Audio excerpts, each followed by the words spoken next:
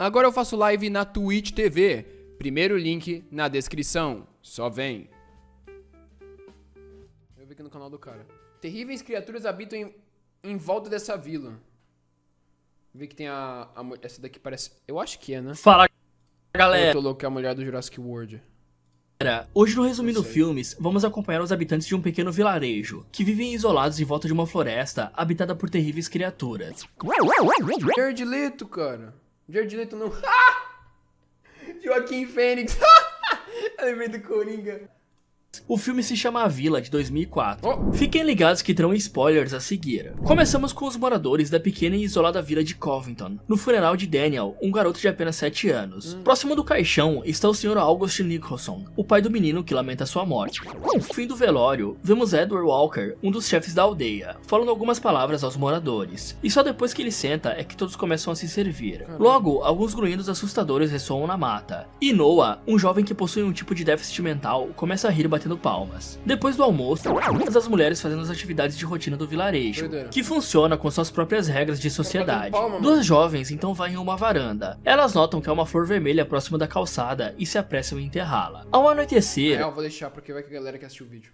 nota-se que há uma barreira com lanternas de óleo em postes cercando o vilarejo. Vai que tem gente que assiste o vídeo que é surdo, né? Então... Enquanto um vigia fica alerta em uma torre olhando para a escuridão. No dia seguinte, Edward encontra algumas crianças reunidas em um círculo. E no centro delas, ao lado. Então Edward, a professora, começa a dar aula. E enquanto conversa com as crianças, fala que o ocorrido com o animal foi provocado por aqueles que não mencionamos, se referindo às terríveis feras que vivem na mata. Ele também explica que as criaturas fizeram uma trégua com os aldeões. Se eles não invadissem seu território, eles também não fariam o mesmo. Mais tarde, os anciões, que basicamente comandam o local, se reúnem para resolver questões pertinentes à aldeia. Em seguida, eles recebem Lucius, um jovem tímido que começa a ler uma carta pedindo permissão para atravessar a floresta e ir às cidades buscar suprimentos médicos para que não haja outras mortes como a de Daniel.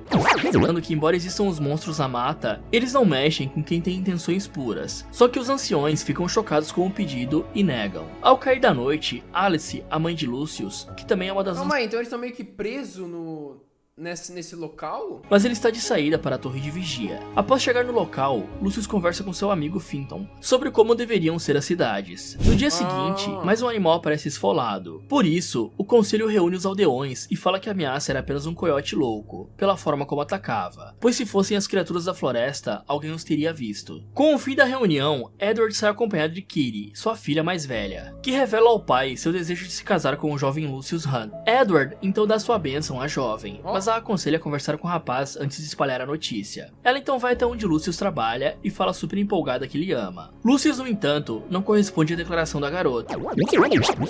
Triste. Por isso, sua irmã mais nova, que é cega, canta uma canção tentando animá-la. Depois, August recebe Lucius em sua casa e conversa com um jovem próximo da lareira sobre tristeza, se referindo a uma caixa preta onde guarda algumas lembranças. Enquanto isso, o jovem Jameson fica de braços abertos de costas no limite para a floresta, a fim de atrair as criaturas, ao mesmo tempo que seus amigos o observam de longe para cumprir o desafio. Logo, eles ouvem algo se aproximando na escuridão e correm dali. No outro dia, Noah está batendo em alguns rapazes com uma vara. Ivy escuta a confusão, pega sua bengala e se dirige ao local. Assim que chega, Ivy repreende o comportamento. Ah, a Ivy é a mulher do Jurassic World, entendi. Passamos para a dupla conversando sobre o que ele tinha feito, momento em que Noah promete que não bateria mais em ninguém. Eles então trocam um aperto de mão e Noah dá um beijo na bochecha da colega. Tendo feito as pazes, os dois começam a correr pela aldeia até a Pedra do Descanso, onde encontram Lucius comendo. Assim que senta na pedra, Ivy fala com Lucius, pois mesmo cega, ela consegue enxergar cores em certas pessoas. Noah sai correndo para brincar.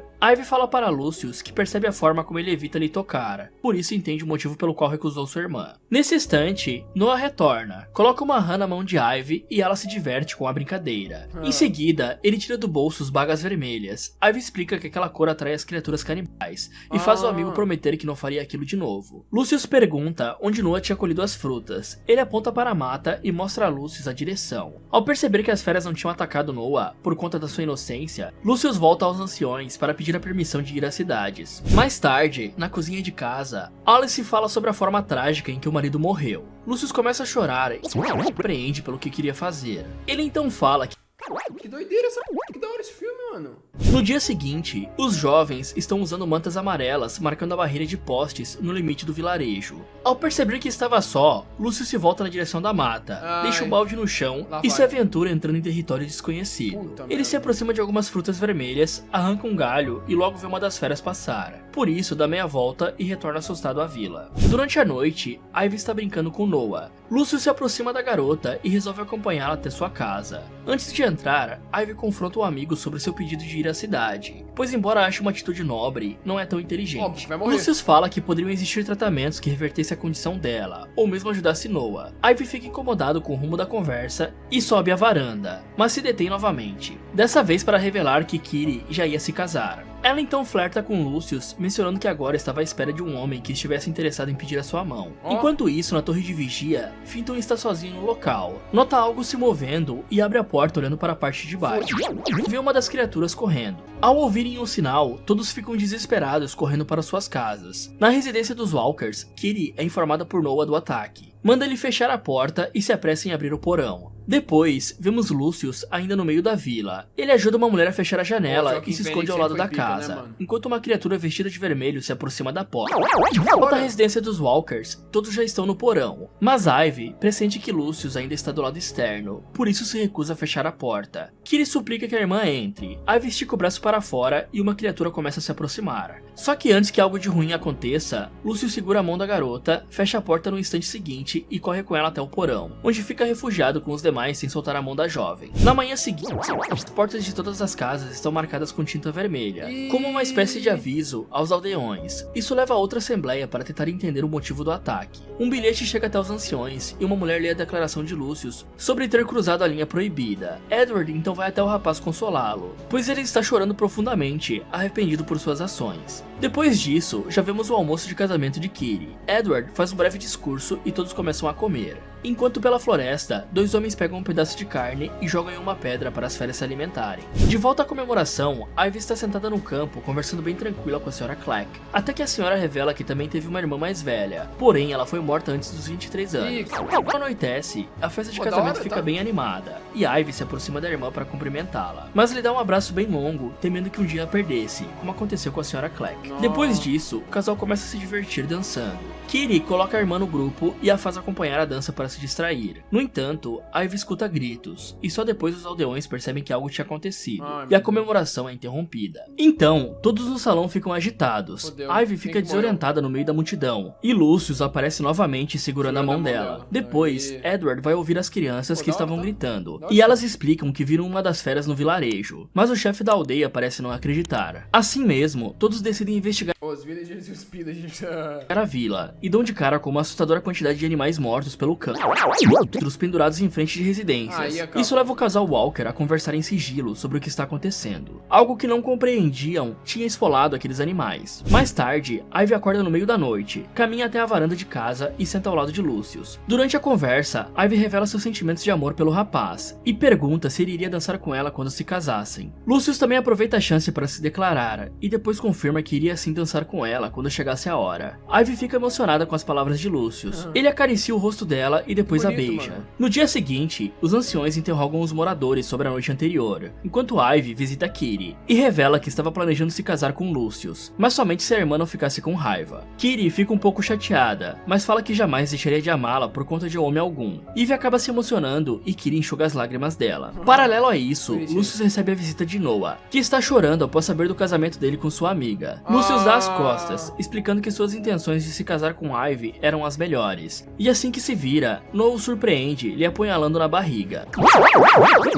Depois disso, vemos os pais de Noah em casa. Eles ouvem o filho chegar na varanda e tentam dialogar, porém o rapaz fica calado. Ao notar o silêncio do filho, eles vão até a varanda e encontram o jovem de costas numa cadeira, mas logo mostra aos pais as mãos ensanguentadas. Então, um homem entra na sala de reuniões e avisa o que Noah tinha feito, enquanto Ivy e Kiri são informados do mesmo acidente, mas ninguém sabe ainda quem foi a vítima. Ivy fica preocupada com Lucius, por isso deixa a irmã e caminha pela vila, enquanto os moradores correm de um lado para o outro. A garota enfim consegue chegar na casa do noivo e entra desesperada chamando por Lucius, porém ele não responde. Ela então adentra a casa, tropeça no corpo do rapaz e se agacha tentando socorrê-lo. Um jovem se aproxima da porta, vê o que tinha acontecido e corre para chamar o Sr. Walker. O pai da garota rapidamente chega na residência, se aproxima da filha e afasta do corpo contra sua vontade. Após Lucius ser levado ao hospital, uma anciã informa aos moradores que ele ainda está vivo, porém se encontra à beira da morte. O cara deu uma na barriga e outra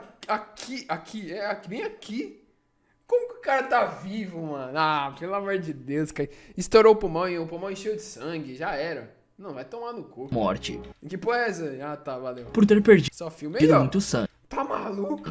Enquanto Ivy escuta as palavras da mulher com a camisa manchada de vermelho. Depois, Ivy decide visitar Noah. Chega até ele, acha o seu rosto e começa a lhe tapear. O pai do jovem então afasta a garota e Noah fica chorando. Mais tarde naquele dia, se apresenta ao pai e pede sua permissão para ir à cidade procurar remédios, pois o noivo não ia resistir apenas com os tratamentos que tinha na vila. Depois de escutá-la, Edward se reúne com a esposa e Victor, o médico da vila. Victor fala que as chances de Lucius sobreviver eram poucas por conta da infecção, e ele questiona se existia alguma forma de salvá-lo se pudessem ir à cidade. O médico estranha a pergunta, mas confirma que sim, caso a infecção fosse contida. Após deixar o local, a Sra. Walker confronta Edward sobre a ideia dele de ir à cidade, enfatizando que ele não podia quebrar o juramento que fez. No entanto, ele se recusa a ficar de braços cruzados, e ao notar que a filha iria sofrer uma grande perda, Edward libera sua permissão para ir, mas não antes de saírem para caminhar. No trajeto, Edward revela à filha que sua grande tragédia foi a morte do pai, que apesar de ser um homem bastante rico, morreu levando um tiro na cabeça. Em seguida, ele pede a compreensão da filha, com o que estava prestes a lhe mostrar. Leva ela até uma cabana antiga e se dirige à porta. Então abre a cabana, guia a filha para dentro e ela encosta nas garras de uma criatura, o que obviamente a deixa assustada. O Sr. Walker, no entanto, acalma a jovem, explicando que os monstros eram apenas fantasias usadas pelos anciões. Depois de saírem da cabana, Edward explica que havia escutado boatos de feras que viviam ali na floresta. Por isso, quando se mudou com os outros para aquela região, eles decidiram usar os disfarces para impedir que as pessoas fossem à cidade. Ivy questiona se tudo o que acontecia eram eles que controlavam, e Edward afirma que sim, exceto o incidente com os animais sem pele, que ainda era um mistério. O homem continua. Então não tinha monstro, mano. As mentiras dos anciões eram apenas para proteger aqueles que viviam ali do sofrimento. Antes de se mudarem, todos perderam pessoas queridas de formas cruéis. Edward então entrega um relógio de ouro para a garota usar como pagamento pelos medicamentos quando chegasse na cidade. Dá a ela uma lista com as coisas que precisava e depois indica o caminho para sair da mata, pois ele não tinha como ir. Depois disso, os anciões se reúnem para confrontar a Edward por sua decisão, mas ele explica que o motivo deles terem deixado a cidade foi a busca por algo melhor, e que ver Lucius morrer vítima de um assassinato não era justo. Os outros anciões ficam sem argumentos e decidem confiar na garota. Na manhã seguinte, Ivy prepara sua bolsa para ir às cidades. Faz uma rápida visita ao noivo e depois se reúne com 2 escoltas usando os mantos amarelos que protegem contra as criaturas. A garota é a primeira a entrar na floresta, enquanto Finton caminha um pouco atrás. No entanto, o rapaz logo detém Ivy, pois o outro que devia acompanhá-los estava com medo de seguir. Ivy fala que as pedras no saco que carregava iam protegê-los, mas o rapaz não acredita naquilo e abandona a missão. Logo, uma forte chuva começa a cair. Finton e Ivy amarram uma coberta em árvores e usam como abrigo. Depois disso, Finton fica com medo e revela que também não poderia prosseguir. E assim que o rapaz se distancia, faz as pedras no saco. Ao anoitecer, Ivy está sozinha na escuridão da mata, tampando os ouvidos com medo de algo se movendo pelas árvores. No outro dia, a jovem retoma a caminhada, mas logo escorrega próximo de um imenso buraco e cai. Ivy consegue se segurar em algumas raízes perto da superfície, coloca sua bengala para fora, em seguida joga a bolsa para cima e só então reúne forças para subir. Agora, Ivy pega suas coisas, usa a bengala para se afastar do buraco sem cair, e para ao encontrar o tronco de uma árvore caída. Mais tarde, ela retoma a jornada, enquanto lembra da fala do pai, que antes da vila já existiam boatos. Tadinho, os caras mandando a menina, mano. Ela se detém ao notar que sua bengala quebrou. Depois ouve algo se movimentar e fica assustada correndo sem rumo pelo meio dos galhos secos. Logo, a garota se detém tentando recuperar o fôlego, sem saber que está no meio de várias bagas vermelhas. Então, uma criatura surge de costas para Ivy. Ela ouve o som do monstro e dá passos para trás até alcançar uma árvore, que usa para se esconder. Em seguida, a fera surge próximo da jovem. Ela nota a ameaça e tenta fugir, porém para ao ver que o monstro lhe notou. Ivy se volta para trás e a criatura começa a correr tentando alcançá-la. A perseguição dura alguns minutos, até que Ivy alcança o tronco da árvore caída. Ao notar que já havia passado ali, Ivy abre os braços para atrair a criatura, apenas para enganá-la deixando-a cair no buraco. Nesse momento, os pais de Noah, que sabiam que o filho tinha esfolado os animais, notam que ele fugiu da sala em que estava sendo mantida no vilarejo, além de ter encontrado uma das fantasias que guardavam debaixo das tábuas do piso. Voltamos para a floresta e descobrimos que a criatura que estava seguindo Ivy era o rapaz, que até tenta pedir ajuda, mas devido ao enorme impacto da queda, acaba morrendo nos instantes seguintes. Como não consegue ver, Ivy acredita que realmente matou um monstro. Ela retoma o trajeto e chega na estrada de pedra, que seu pai tinha mencionado que deveria guiá-la para as cidades. Então, a jovem pega o relógio de ouro, tira a manta amarela e corre pela trilha de pedra até bater em um muro coberto por Hera. Enquanto isso, os pais da garota decidem rever o material que guardavam na caixa preta. Do objeto, há recortes de notícias que falam das tragédias que aconteceram com aqueles que viviam ali. Logo que Edward acha a foto dos anciões reunidos em um grupo de ajuda, ouvimos ele falar que era um professor renomado de uma universidade na Pensilvânia. De volta à floresta, Ivy consegue pular o muro. Um guarda florestal chamado Kevin a avista e decide abordar a intrusa. Na lateral do carro está escrito o nome da reserva Walker, uma propriedade comprada com a fortuna da família de Edward há muito tempo. Ao se aproximar da jovem, Kevin recomenda que ela deixe aquele local privado. A garota se apressa em entregar a lista e pede ajuda para que possa voltar à floresta. O rapaz fica confuso, pois ninguém sabia que na reserva dos animais viviam pessoas, e mesmo relutante, sente sinceridade na declaração da garota e decide ajudar. Os caras estavam vivendo como se fosse tipo 1800, velho, sendo que tem carro, tem tudo, velho, uma civilização aí, porra, em 2004, tá ligado?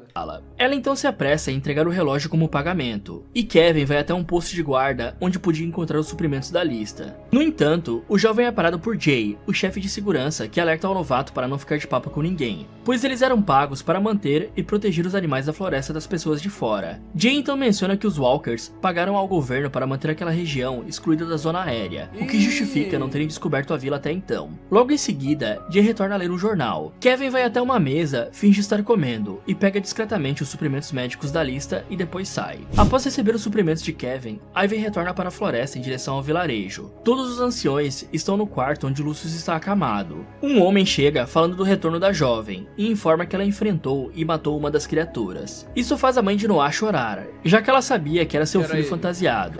Edward explica que o rapaz ajudou a tornar o mito que eles tinham criado real. Edward então pergunta se eles queriam continuar vivendo na aldeia e cada um dos anciões se erguem concordando. Encerramos o filme com Ivy chegando no local. Ela vai até a cama, se ajoelha perto de Lucius e informa que voltou por ele. Fala, galera!